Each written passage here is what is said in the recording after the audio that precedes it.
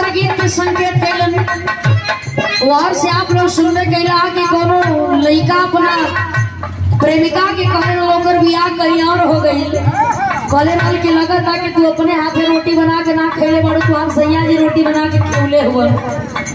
तब इतना सुंदर मोटा के हो गई बड़ो अरे मंगली रोटियां आई गलो खत्म।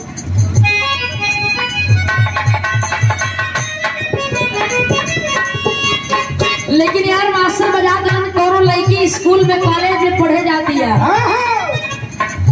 वैसे भी आजकल का लड़का को इतना लचुआ हो गया हुआ चुआ के फेंक दे थवा। आजकल के लड़के के बियाह हो जाता है घर में मेहरारू कितनो सुंदर वे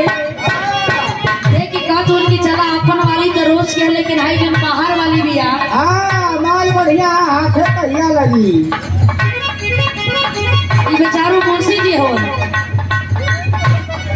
ये मुंशी जी हो ये हर चीज का जानकारी रखेलन मुंशी जी हम तो बात है।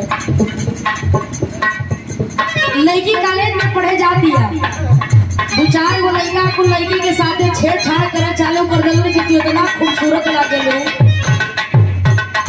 वो लड़कियां अपना प्रेमी के फोन लगा के बुलौले भी है कि तो के पता नहीं है।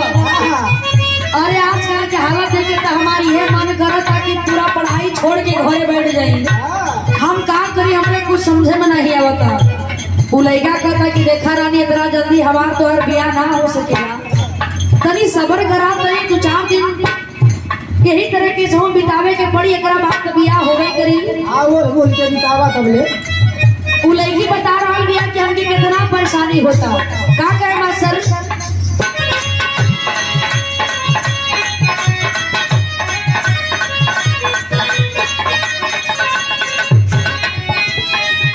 ये कहे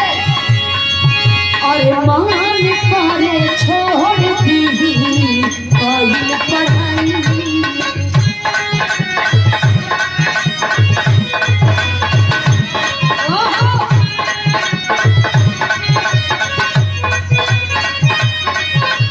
भोलाई सकुलिया में बहुत लड़ाई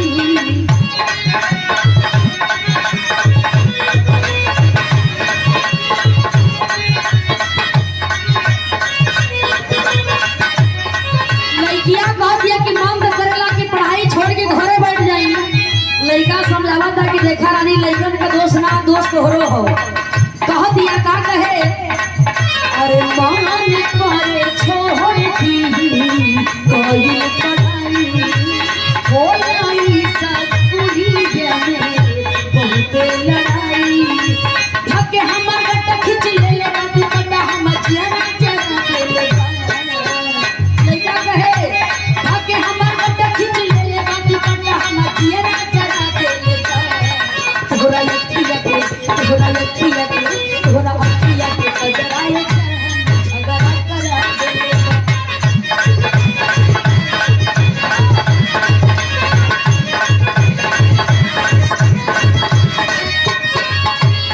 लेकिन